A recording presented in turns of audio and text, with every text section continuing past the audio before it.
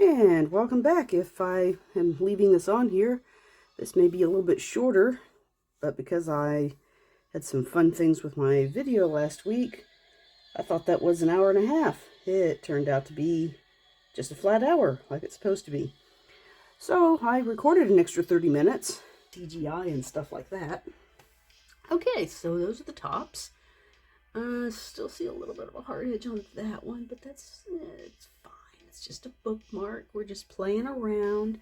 So while both of these kind of dry a bit, because I'm going to need those tadpoles to dry before I move on, what am I going to put in the next one? Coffee time. Well, let's see. I could do more mushrooms. I could do some flowers, leaves, sunset ocean scene. That's a good question.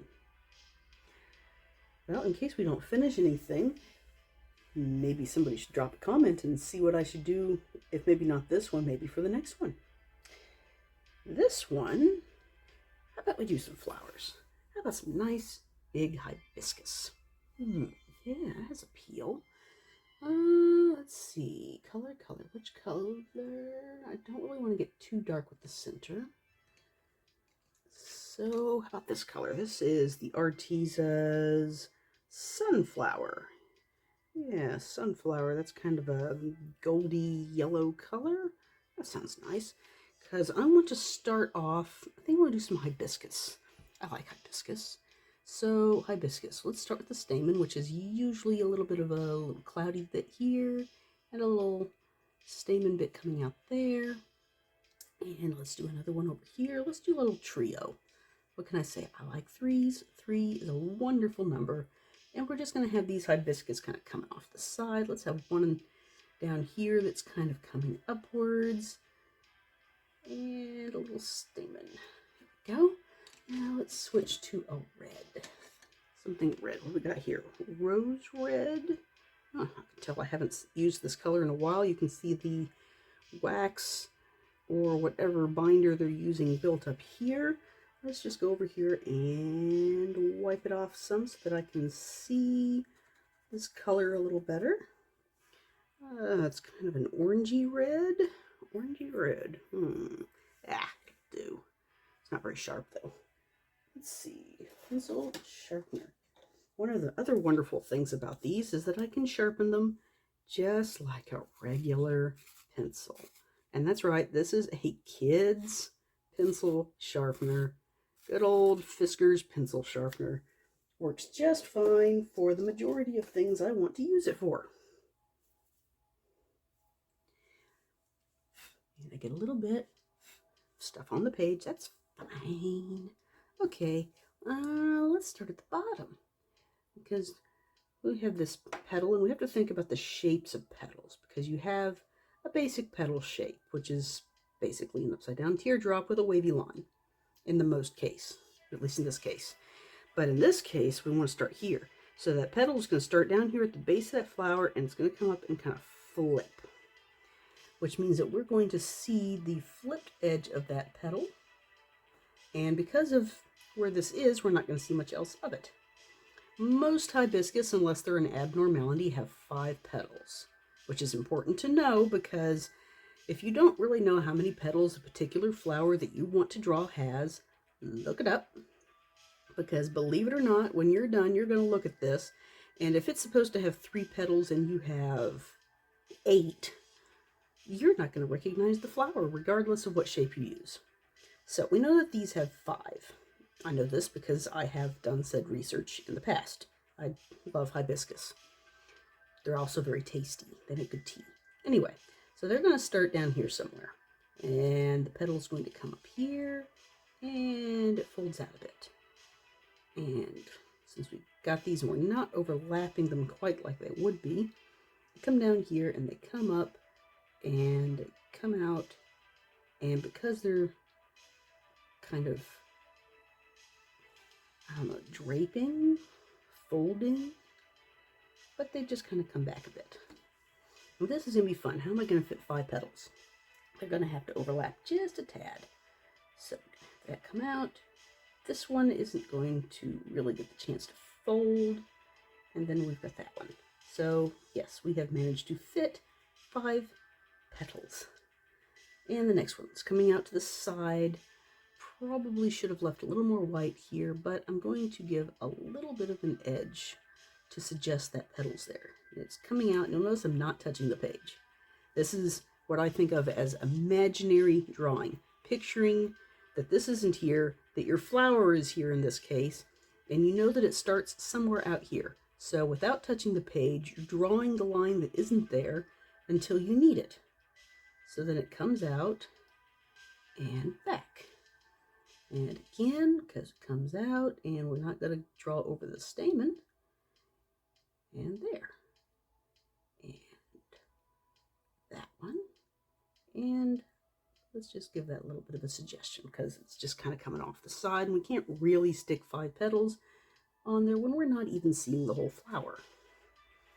And this one does not look as good as that one. This should be bigger. Unfortunately, these lines will dissipate. So I'm going to pull that out some. And I'm going to make that a little bigger. And I'm going to bring that out. And we're going to ignore the 5th petal because obviously we can't see the 5th petal from here. I'm going to bring that down. Now these extra lines, when we get them wet, will disappear. Ta-da! Like magic. And everything will be fine without having to erase. So we've got our petals. And I think I want to divide this a little bit. So we're going to have this petal come out and around some. And I'm going to have it show some of that fold, which technically means that should come out or this should come down. Let's do the should come down and that come up, because your petals, when they fold over, end up being closer to you than they would be if they were, say, actually flat and not 3D like a flower would be. And we're going to get that one because it's coming down there. This one is splitting up some, so it would be here, and it's folding and folding, and we have one that comes out here because it's big. 1, 2, 3, 4, and 5. Perfect? No. Doesn't matter? Also no. Maybe make this come up just a little bit. Just because it doesn't have to be perfect doesn't mean I don't want it to look nice. There we go. Okay, we've got a huge bunch of background back there that we can play with. Maybe we'll make some little swirly designs or even add some leaf to the back of it. But for now, we'll put this up. And I've got about 15 minutes to make an hour so that I don't run overtime like I did last time. Trying to keep this to an hour. That way you're only losing an hour to watching me apply paint to paper and listening to me ramble on about it. So, how about we start with the background? Because I'm probably going to do a technique whose name I can never remember, where you basically lay down a color and then once it's dry, you lay down the color again to achieve a specific effect. Now, I do have 3 greens in my egg plate over here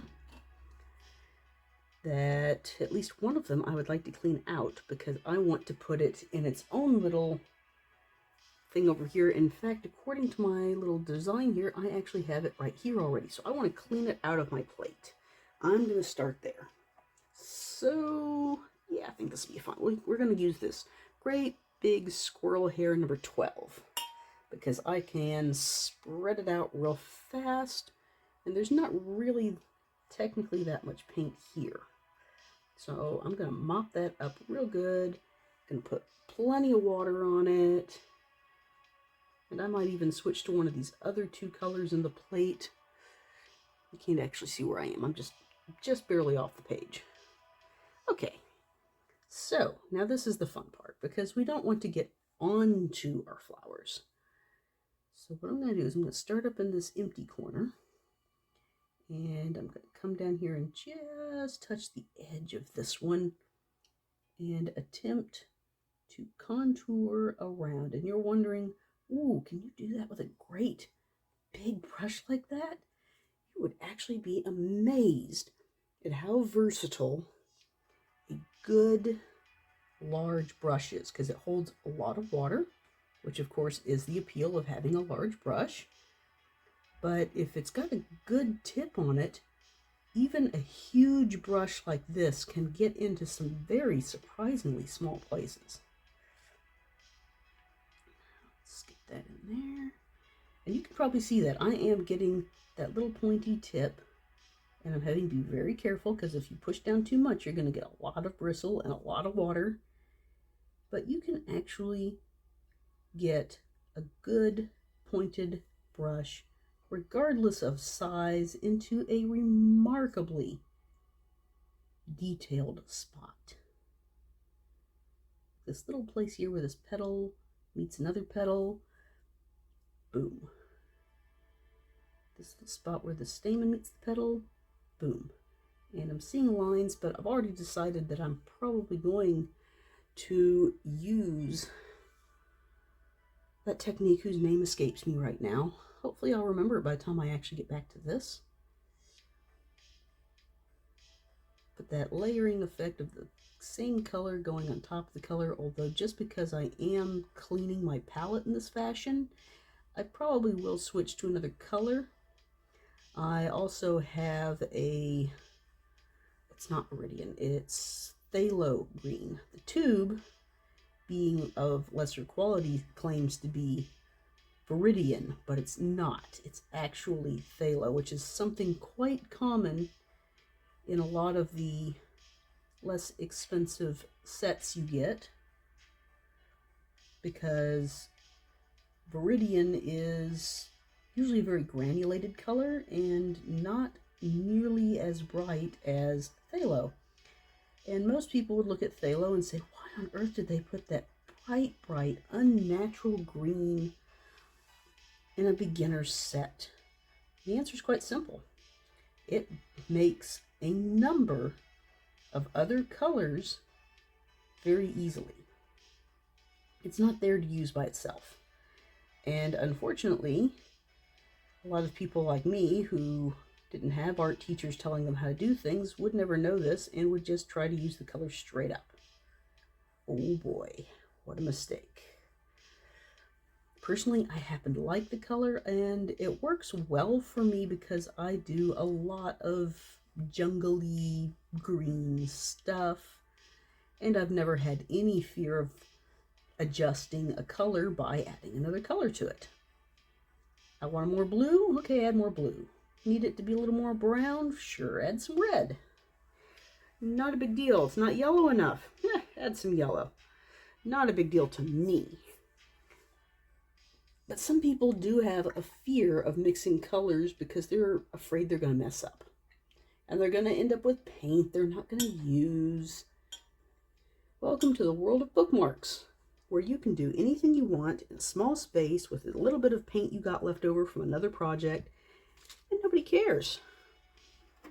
It's almost as liberating as using a coloring book where somebody's already planned out the picture for you. There we go.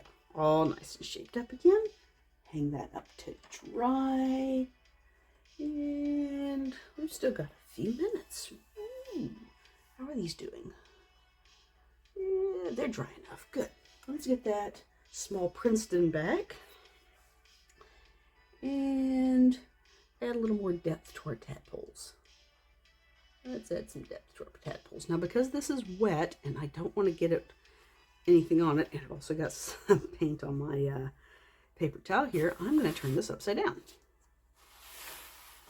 Because at the moment, it really won't matter as much. And see if I can find a piece of this that's a little cleaner, because I don't want that final piece to get it. Actually, I'm not even going to have my arm on it, so it's not going to matter. I'm going to have it on my table.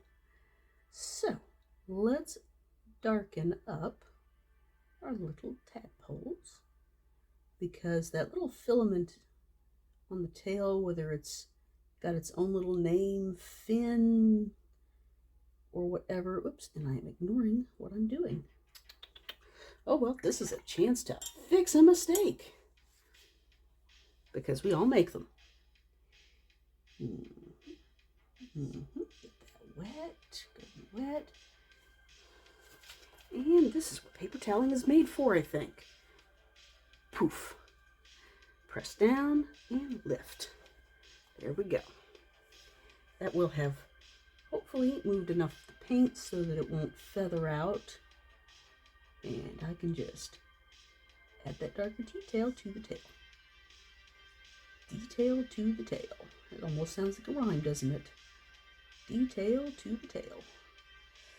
Now these little guys are still kind of ugly looking, but you'll at least notice that they do have a defined fin at this point, or paddle, or whatever that's technically called. Maybe I'll look that up before the next time. I might just have to do that. Look that up before next time.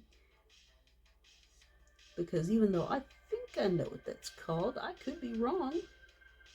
And I would hate to have somebody walk around saying, oh, well, they told me that that's what that's called. And I totally had no idea that there was another name for it.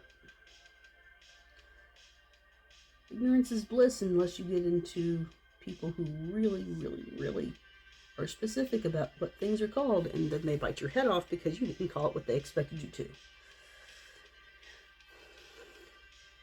And sometimes you don't worry about people. For instance, I'm on a rabbit forum where everyone calls their baby rabbits kits. I tried correcting this a couple of times because in reality, the name for a baby rabbit is a kitten, just like a cat. But apparently none of them like this, and they want to call them kits, which is exactly what you call a baby weasel or a ferret, which seems like a really terrible idea to me, but that's what they do. And so to not confuse everybody, because everyone's like, why do you keep calling them kittens? Those aren't cats. You just sigh, move on, and say, fine, kits. We'll shorten it to kits, even though that's what a baby weasel is. But this isn't uncommon. There are lots of things that have shared names. I mean, like pups. You have puppies, and people shorten them to pups, but there are also seal pups and other things. You have cubs. You have lion cubs. You have, I'm sure there are other kinds of cubs, but I can't think of an example right now. Anyway, that's that. We're going to turn this the other direction. And I recognize that the tadpole on top is darker. We're going to pretend that that's in the background. Far away, deeper in the pond, that's what we're going to do. Why? Because I don't want to fix it. I don't really feel like fixing it. Let's see, we've got just a few minutes. And this has to dry. This could go on, but that's where we're going to stop for now. So here we are in the ugly stages, because that looks terrible. That looks promising. And those little tadpoles look absolutely ugly. So this is the ugly stage. We're going to stop here at the ugly stage, and we will continue painting next time.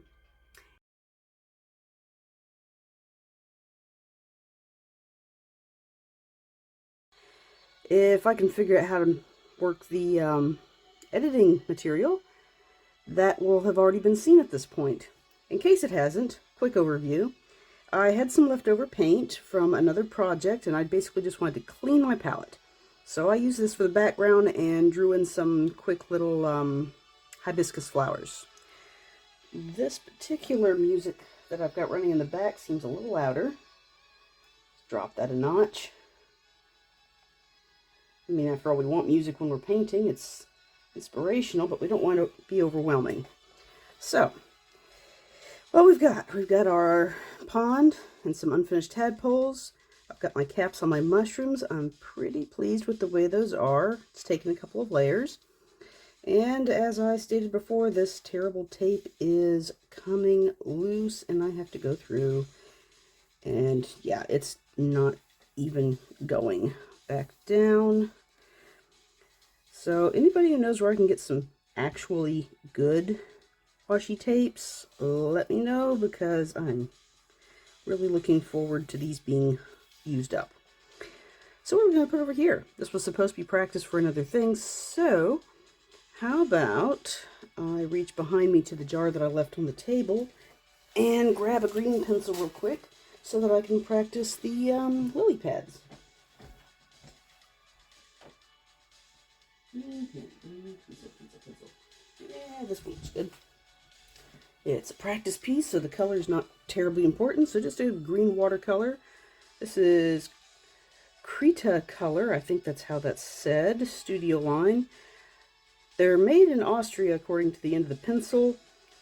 They're not as good as, say, the Faber-Castell I was using last time, but they're not terrible. I think these are made by whoever makes the things for Michaels. Yes, I think this is from Michaels. I didn't know when I first was given them, and I couldn't find them, but I'm pretty sure I saw these at Michaels, so I'm guessing this is theirs. But anyway, I'm going to do some lily pads on here as part of the bookmarks. Start off with one that would be in the front and just go ahead and draw that little stem that would come up from the bottom of the pond. And there's always a little break, and they're kind of round-ish. We're seeing these from underneath, so a little bit like a slice of cheese. Got the little break there, that, and of course you're looking from underneath, so you're going to have that stem going over. And they're overlapping, which is really fun because it allows me to do some fun shading when this comes down to being done. So here's two. And let's just have another one just kind of up here in top. There's not a lot of room on a bookmark to put a ton of things, but we'll do that. And one more stem that we don't want to overlap too much, but we do want it to be, actually I guess we need that to be kind of in front. A little bit small, but that's okay. This is going to be on bottom because the smaller ones are usually the younger ones, and we would see them underneath older ones. So let's make this the older one. Let's give it a few chigger bites or flea bites, water flea bites perhaps. Just, you know, a couple of holes. A couple of holes to work with. Take the end off that one. Wonderful thing about these pencils is that any extra lines I don't want will erase when I paint. So, no worries. Let's see, I think I've got a flower in the background of one of the, as part of the painting, so I'm going to do a quick little add-in for a young bud for a lotus coming up here. Alright. Bring that down a little bit more.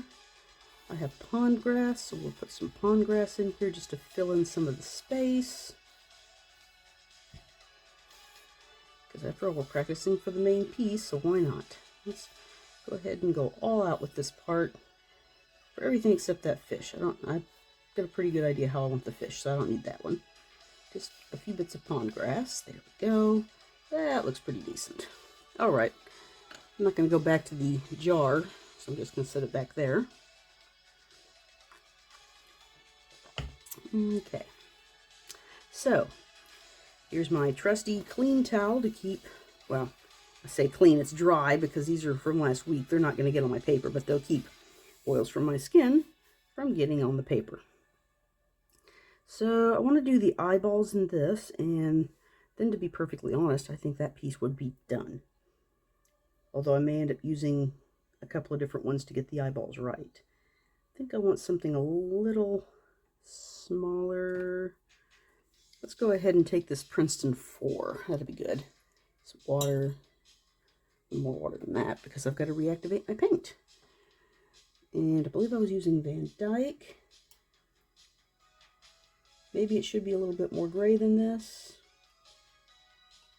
But that's probably not a bad idea. I think I'll wash that Van Dyke back off. And let's see, how about indigo? Indigo is a great go-to for a gray color. So why not black, you wonder? Well, the same reason that someone who's actually sneaking around at night doesn't normally wear actual black. People who actually do the whole sneaking around at night thing professionally, you know, like soldiers and things like that, or professional thieves, if there's such a thing as a professional thief. Most of them seem to be kind of dumb. But they will tell you that if you really want to do the whole stealth thing, black isn't the way to go. Night, the black of night, is a myth. Real nighttime is all shades of dark browns and dark grays. And there are very, very, very, very, very, very few things in the dark that are actually black. And we're getting some feathering around the edge of this. I may not be able to get it quite as crisp as I would like for these little eyeballs. This one's not quite as dark as I would like. I may have to get a little more paint, but let's just try dabbing some off. Yeah, that works. Okay, rinse and repeat. Allow the eyeballs to dry. And let's look at some of these. Now, the mushrooms I had looked at in that picture had these beautiful bright yellow stems in contrast with this delicate purpley brown pinky top. I don't want to go too bright, but there's a color on the Arteza set called Sunburst Yellow. I have yet to really figure out what that might translate to in more conventional things like Daniel Smith or Winsor Newton or even Holbein. It's nice though. It's a little more muted than cadmium or lidamen. It's a little bit warmer, I think, maybe. Certainly a bit more earthy. But it's not as brown as, say, yellow ochre or as orange as yellow Naples. So anyway, let's put a little of that on. Yeah, that is the perfect color. I'll just get some of these stems on here.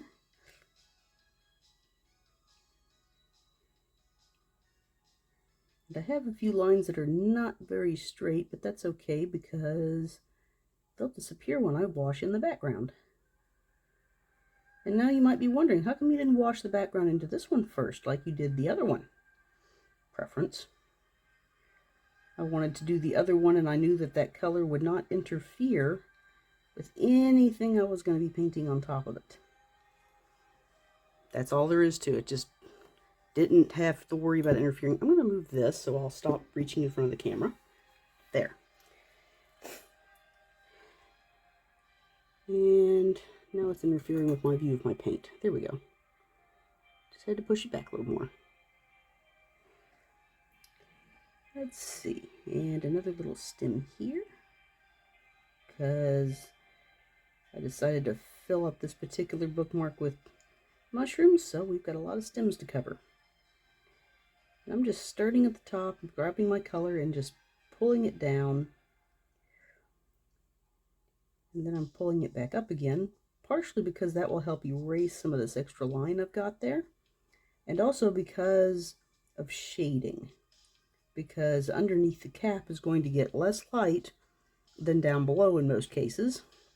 So I'm going to want to pull as much of the extra paint there because that's how you really get your shading in most of these.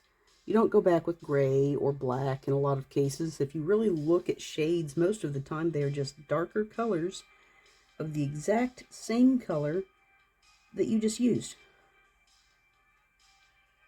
I'm serious. Next time you actually look at something, pull up anything and put shade on it. Does it really have a gray tone in the shade, or is it simply a darker version of whatever color that thing really is? That's what I've noticed. Maybe you've noticed differently or see things differently, because most people see and do things differently. This is a personal observation, so maybe I am wrong.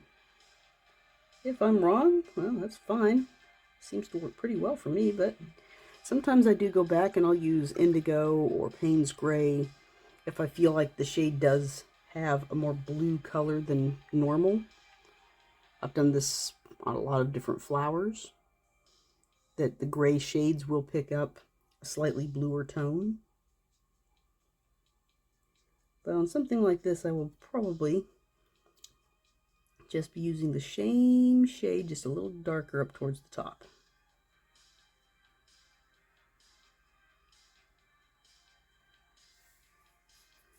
To give that impression that the light is coming from up here. That's one of the things about shading. If you really look about shading, a lot of your shading, you have to figure out where your light's coming from. If it was coming from this direction, maybe I would put the shade on but slanted. Coming from straight above, which is basically what I'm doing, it's going to be darker probably the whole way down, if I really thought about it. Or it might be coming at a slight angle, maybe coming towards me or coming from behind. All of these things affect where your shadows fall. Which means basically when you're painting, you just need a pretty good imagination to think about where this goes. Study your subjects, the sort of things you like to paint. And a lot of times you'll notice where the shades fall on these things, and eventually it becomes just reflex. Where did that light come from? Well, it came from over here, so it's going to do this, it's going to do that. It's going to show up here and there, but it's probably not going to show up there. And before long, you just know what the light's going to do. It becomes a matter of practice. It's not something you're going to just figure it out. You're not just going to say by the rule, oh, it's going to do this because that's what's going on. It is really, really fun to study shading when you paint and when you draw. Because light is a fun thing. It really, really is. What's really fun is those things, because you know when you mix paint, you get red and blue make purple, yellow and red make orange, that sort of thing. It's not quite true if you were mixing light. Light, as we see it, is actually yellow, green, and red. Weird, huh? Has to do with those light frequencies. I don't have the science book in front of me, so I can't give you the whole accuracy business, but if you can get a hold of, say, some plastic Coke bottles or something in those colors, the red, the green, and the yellow, and get a flashlight or even just a regular light bulb, and just play with it. Put it on a countertop. This is something really, really fun for your kids, because it'll just, a really sensitive kid will just have their little minds blown by the whole idea that it doesn't work the same way it does with their paints.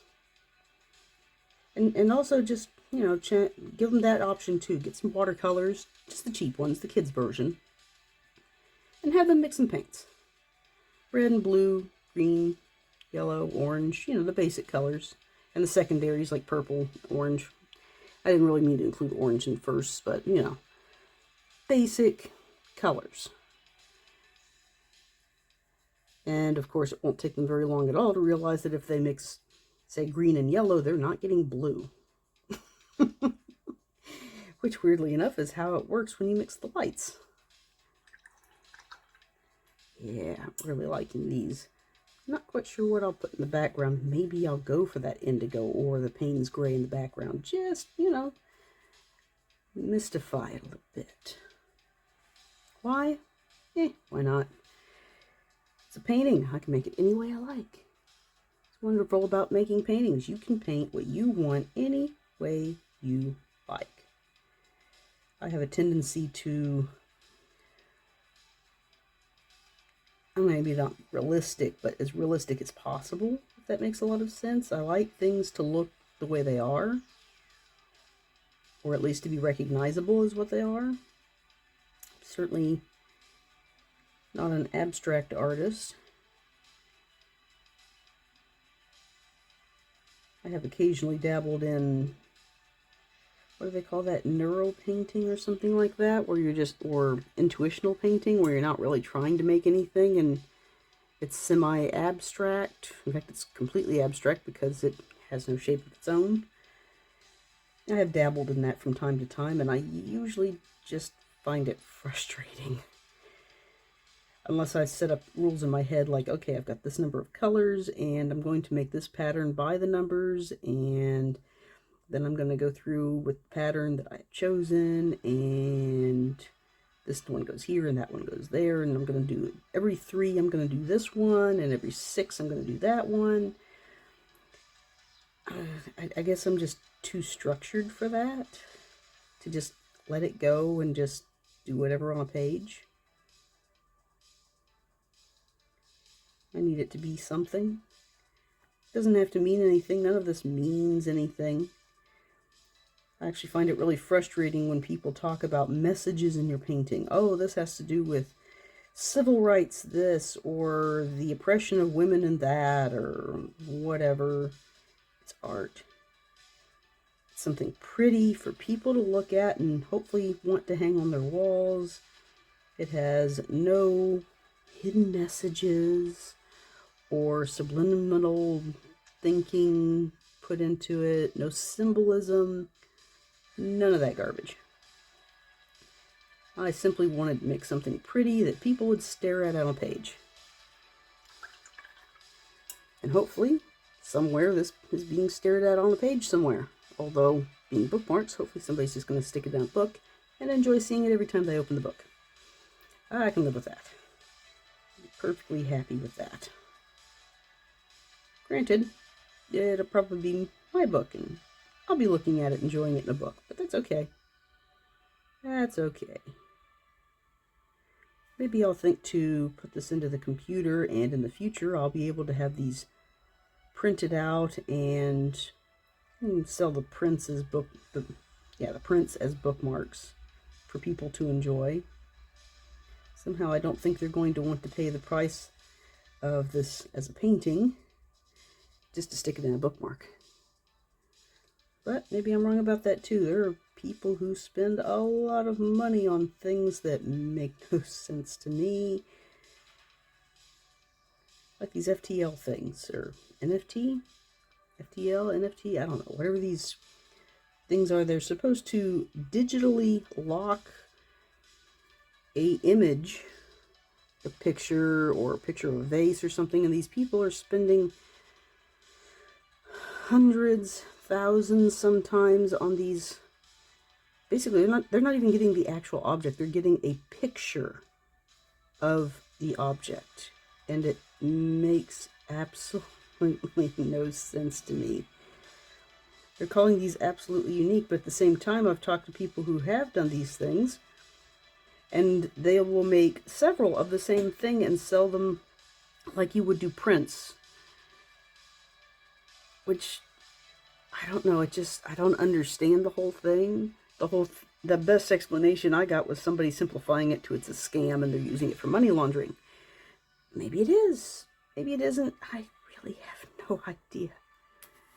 Someone attempted to explain it once, and basically I just like, no, I don't want to get involved. It just seems way too shady for me. I'm not into shady. Okay, now here, most of these are usually pretty bright. Sometimes they're a little on the orange side, but I don't really want to go with the orange because I'm doing the red. So let's go with a little bit of a lighter color. I don't really want the yellow, lemon yellow. But some cadmium. Let's do some cadmium. Cadmium light. Sounds good to me. And then if I need to alter the shade, it'll be easy enough to alter. So that, and the stem coming from down there. Okay, that looks good to me. And I'll probably go ahead and start on those lilies, but this is either going to be a two-parted 1 hour, a single 1 hour, or maybe just a really short 30-minute video, depending on whether or not I'm out of the troglodyte era enough to be able to figure out how to use the edit chimp on my computer. And I'm going to sneeze, oh dear. Oh, good. I managed to pinch that off. Okay, so here we're doing the pond thing again. So it's going to blur and slur my lines, but you know what? I don't really mind too much because I know what I'm doing anyway with this picture. So let's get the brush for washing out. Let's use this one. I don't... Oh, that's right. I brought it up to show somebody what the brand was. Oh, this... Oh, I think some small children have been messing with my brushes because there's still paint on the end of my brush, and I don't do that. Don't leave paint on your brushes. Otherwise, I'll have colors I don't want later on. Yeah, there we go. That's a number 8 squirrel hair one. And since I'm not going to have to worry about oils, I'm just going to set my clean one aside. And like the other one, I'm just going to do this, or I may go that way and see if I can get some of those streaks in for the light. This I used the Serpentine, but I think I'd like to go a little darker because that was really, really bright. I don't want to go with too bright, but I don't want to be too dark. I don't really have an in-between. So what I'm going to do is just get good old olive green, and I'm just going to water it a lot. Start at the bottom maybe. Yeah, that'll work. That'll work. Maybe it could use a little bit more yellow to it, but I can always layer on some yellow later. Or maybe I'll ombre it. Ooh, there's an appeal. Just ombre it partway up and siphon it off into that green color. Oh, I'm liking that idea. I might just have to do that. I might just have to redraw this picture slightly too when I'm done, but that's okay. It's a little darker here because you're not going to have as much light in the bottom of the pond. Get just a little bit further up. I like to do things about 2/3. It's actually a drawing rule to have, if you're doing like landscapes, to not have it bisecting the center of your picture. If you've got, say, like water and landscape and sky, it's not too hard to figure out, yeah, let's divide this up some. But you don't want to do just middle. If you just have two parts like land and sky or water and sky, they always tell you to either have more sky or more water. And to be honest, I have broken the rule a couple of times just to see what it did, and yeah, I think that's one rule I think I'm going to basically follow. Maybe not every single time, but basically. Okay, now let's get some of that green worked in here. Some of that yellow green, and this tape is completely unstuck, so let's hope it doesn't go into the other one too much. I like having a little bit of white between my bookmarks. I don't like it when they do this, but that's the way it is. Work with it or don't work. Your choice. Let's just use some fresh water now because we're getting up towards the light and we're going to want that to be a little lighter. You just push that paint upwards. And get some of that streakiness in here for coming through. The lily pads and such. And just a little bit more right there. And it looks like I need to bring some of that yellow and just kind of streak it down there. Yeah, most of my lines I can see have completely washed away, but that's okay. That's okay. And now that has to dry. Oops, almost used my my dry towel to do that. So I'm going to go ahead and dry, work that together. Looks like my little tadpoles are dry, so I'm going to put this bigger brush back up. And I think I'll just real quick here just get one of these smaller brushes. This is a Winsor Newton Professional. I really like this brush. I wish I had some more of these in bigger sizes, but that's okay. Now for the centers here, it does need to be a little darker. I think I'm going to go into sepia. I think I'll try the sepia because it's pretty dark. And yeah, I think that'll work.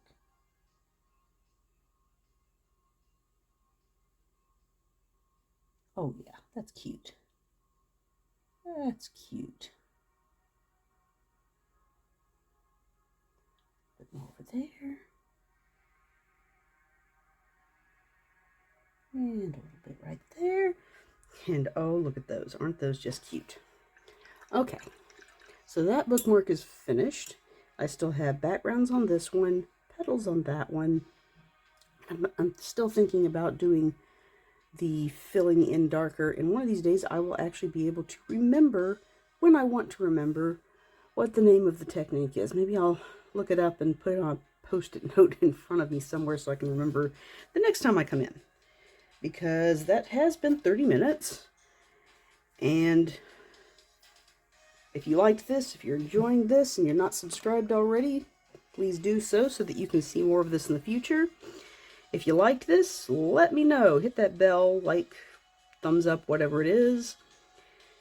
This, as I said, this has been a crazy episode because of the way things fell out with my video last time. So this is me and my crazy painting with Sharon Alexander at Alexander Arts.